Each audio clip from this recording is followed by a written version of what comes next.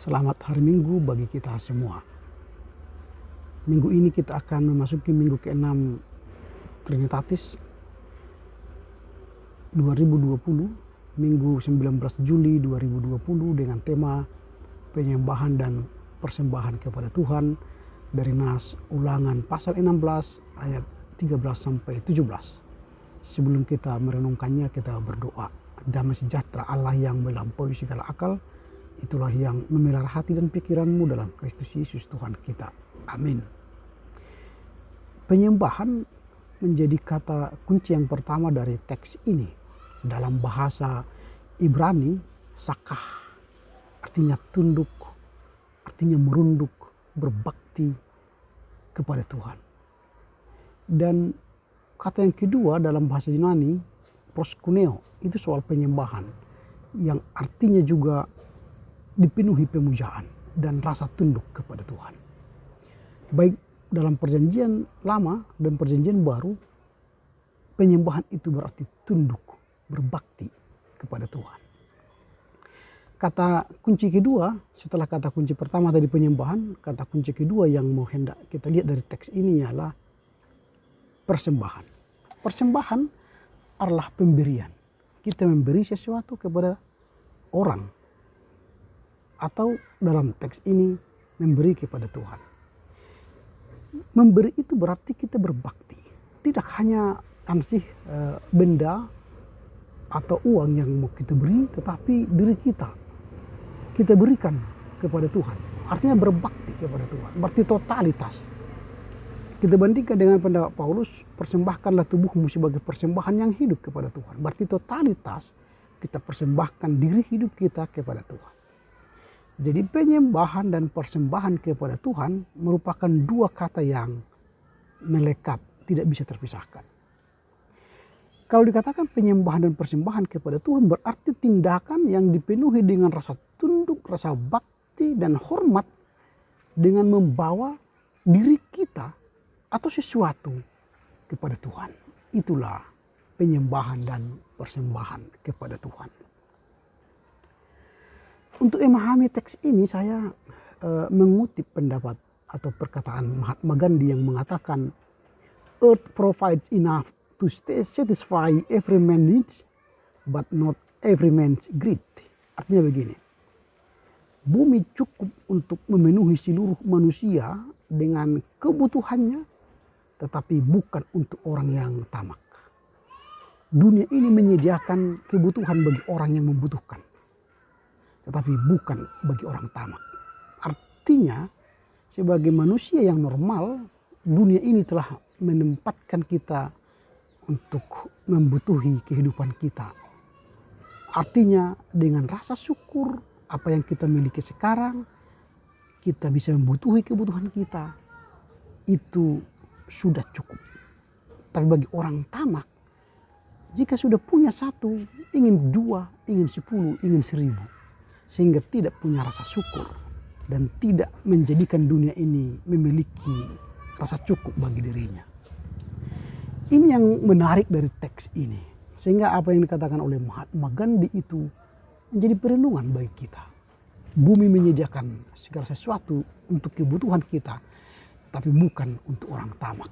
Itu artinya sebenarnya kita sebagai manusia punya dasar hukum, dasar teologis menyembah berbakti kepada Tuhan. Karena apa? Karena Tuhan telah menyediakan semua kebutuhan kita di dunia ini. Itu yang menarik.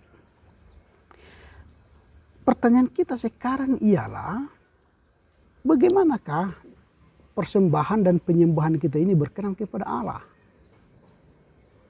Ada 4 hal yang perlu kita gumul. Yang pertama, penyembahan itu harus didasarkan kepada roh dan kebenaran.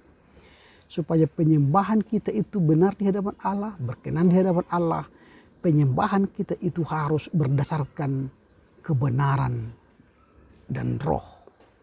Artinya kita menyembah Allah dalam roh dan kebenaran, bukan menyembah Allah dalam kebenaran kita, kuasa kita, tetapi mengandalkan kebenaran Allah. Itu yang pertama. Yang kedua, Allah senang bila penyembahan kita bersifat otentik. Artinya otentik ini kita kan dicipta segambar dengan Allah. Maka karena kita segambar dengan Allah, maka kita wajiblah hukumnya menyembah Allah yang mencipta kita. Itu otentik, bukan mengada-ngada. Jadi kita menyembah Allah karena kita dicipta dari gambar Allah. Yang ketiga, mengapa kita harus menyembah Allah? Atau supaya Allah senang dengan penyembahan kita. Yang ketiga ialah Allah senang disembah jika kita didasarkan pada penyembahan yang tepat. Artinya penyembahan kita bukan pada ilah, bukan kepada Allah lain, tetapi Allah Abraham, Ishak dan Yakub. Harus tepat, alamatnya harus tepat. Kalau tidak tepat, maka penyembahan kita tidak senang Allah. Maka Allah sangat murka kepada orang yang menyembah berhala. Tetapi orang yang menyembah Allah yang tepat, Allah senang. Itu yang ketiga. Yang keempat, penyembahan itu harus dengan segenap hati. Jangan main-main. Datang ke gereja jangan setengah-setengah hati. Datang ke gereja menyembah Allah. Jangan melihat kelemahan orang yang memberitakan firman Tuhan. Orang yang melayani di gereja. Tapi dengan sepenuh hati. Mau merendah hati, berbakti kepada Tuhan, menyembah Tuhan. Itu yang keempat. Jadi kalau keempat hal ini kita lakukan dalam penyembahan, maka Allah sangat senang. Dalam teks ini juga kita berbicara soal penyembahan kepada Allah itu kapan. Dalam tradisi Israel, penyembahan kepada Allah itu ada banyak waktu yang dilakukan. Tapi dalam Ulangan pasal 16 ini ada 3 waktu yang mereka lakukan dalam penyembahan kepada Allah. Yang pertama itu hari raya Paskah, hari raya tak beragi. Yang kedua hari raya 7 minggu. Dan yang ketiga hari raya Pondok Daun. Teks kita hari ini berbicara soal hari raya Pondok Daun. Artinya mereka menyembah Allah, memberi persembahan kepada Allah pada hari raya Pondok Daun. Hari raya Pondok Daun dalam bahasa Ibrani itu Sukkot. Artinya perayaan tabernakel, yaitu perayaan ucapan syukur. Jadi mereka telah bekerja selama 6 tahun di ladang, di tempat mereka bekerja. Lalu pada hari ke-7 atau tahun ke-7, mereka merayakan besar-besaran. Mereka menikmati karena mereka bersyukur Tuhan telah menolong, memberkati, memelihara mereka selama 6 tahun. Pada tahun ke-7 mereka harus istirahat. Istirahat artinya menikmati dan membebaskan para budak, memberikan mereka kebebasan pulang ke rumah, ke kampung dan sebagainya. Bahkan memberikan upah mereka sewajarnya atau secukupnya. Dan jika mereka mau tinggal bersama kita, maka mereka harus ditindik kupingnya.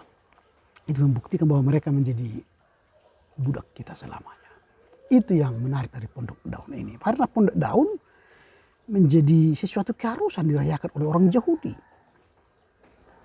Mengapa diharuskan? Karena bagi mereka hari raya Pondok Daun adalah hari raya ucapan syukur kepada Allah. Disitulah mereka menyembah Allah dan memberikan yang terbaik bagi Allah. Ada yang menarik bagi kita dari perayaan Pondok Daun ini. Yang pertama, kalau orang Israel merayakan hari raya Pondok Daun, mereka biasanya tradisinya ialah mereka makan bersama keluarga. Makan bersama keluarga dan itu mereka nikmati di pondok. Mereka makan bersama keluarga sepanjang waktu, sepanjang hari makan bersama. Jadi dengan makan bersama ini mereka mensyukuri bahwa Tuhanlah yang memberi mereka makanan, yang memberkati seluruh usaha mereka, yang memberkati seluruh kehidupan mereka. Dan mereka menikmati jamuan makan. Jamuan makan Allah, rasa syukur kita kepada Allah. Jadi jangan lewatkan makan bersama itu adalah jamuan bersama Tuhan. Ini menarik. Yang kedua yang menarik dari hari raya Pondok Daun ialah keluarga membangun sebuah pondok berdinding 3 dan memiliki atap yang terbuat dari ranting dan palem dan dedaunan. Jadi mereka membangun pondok lah istilahnya, tempat berteduh, tempat bersama. Jadi pondok itu jangan sekarang kita anggap nanti karena ini raya Pondok Daun lalu pulang ke rumah didirikan pondok. Oh bukan, tapi kita dirikanlah tempat di mana kita bertemu dengan keluarga. Tempat bertemu dengan keluarga itu akan banyak bisa suasananya karena sekarang jarak jauh, bisa suasana bisa dari daring bertemu dengan keluarga, bisa pakai WA, bisa pakai Zoom, bisa pakai Google Meet, kan bisa bertemu. Itu tempat di mana kita bertemu bersama keluarga. Itu penting. Karena jika kita bertemu dengan keluarga, maka rasa syukur ada, maka di saat itulah kita melakukan penyembahan kepada Tuhan. Dan di saat itulah kita menyembah Tuhan dengan roh dan kebenaran. Bertemu dengan keluarga akan membuat penyembahan kita baik. Yang ketiga dari Hari Pondok Daun yang kita hendak lihat ialah dilaksanakan dengan sukacita di hadapan Tuhan. Jadi Hari Raya Pondok Daun ini tidak ada sungguh-sungguh, tidak ada masalah. Karena mereka sudah merayakan 6 tahun mereka bekerja dan menerima hasil. Itu yang penting dari Hari Raya Pondok Daun ini. Artinya mereka menerima ucapan syukur dari Tuhan dan melakukan dengan sukacita, sukaria kepada Tuhan. Inilah ketiga hal yang hendak kita lakukan bersama. Dengan demikian kita akan menikmati Hari Raya Pondok Daun bersama Tuhan dengan sukacita dan bersukaria. Dan dengan demikian kita bisa memberikan persembahan dan penyembahan kepada Tuhan. Apa yang menjadi renungan kita dari Nats khotbah hari ini? Yang pertama, perayaan Pondok Daun itu dirayakan dengan baik dan benar. Perayaan Pondok Daun itu dirayakan dengan baik dan benar. Jangan asal merayakan perayaan Pondok Daun. Artinya jika kita mau menyembah Tuhan dan memberi persembahan kepada Tuhan, rayakanlah penyembahan itu dengan baik dan benar. Jangan asal-asalan. Memberi persembahan jangan asal-asalan. Ada banyak orang memberi persembahannya di remuk-remuk dan diberikan ke kantong persembahan. Jangan, beri yang terbaik. Kalau bisa yang baru, itu lebih baik. Dan angkanya pun menentukan. Baik tapi 1.000, ya kurang baik juga. Tapi kalau baik 50.000, 100.000, bagus juga. Memberi yang terbaik, pemberian kita menunjukkan kualitas iman kita. Pemberian kita menunjukkan kualitas syukur kita kepada Tuhan. Itu yang pertama. Yang kedua, penyembahan dan persembahan itu harus berkualitas dari rasa syukur. Jadi jangan memberi supaya diapresiasi orang. Saya memberi 10 juta kepada gereja supaya orang menyembah saya. Salah. Saya memberi kepada Tuhan 10 juta karena memang saya sudah menerima berkat Tuhan 1 miliar misalnya.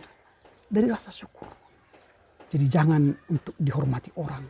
Tapi karena kita hendak memuliakan Tuhan dengan persembahan kita, dengan penyembahan kita. Itu yang kedua. Yang ketiga, penyembahan yang baik dan benar harus memberikan kebebasan bagi orang yang menerimanya.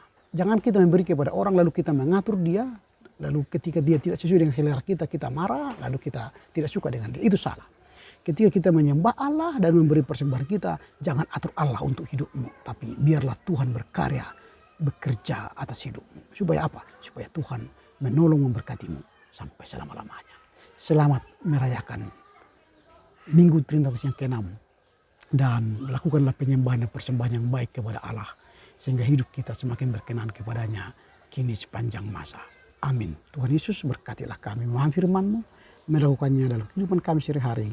Sehingga kami menjadi orang yang menyembah dan memberi persembahan kepada Allah yang terbaik bagi Tuhan. Dalam Yesus kami berdoa. Amin. Selamat hari Minggu, Tuhan Yesus memberkati. Horas.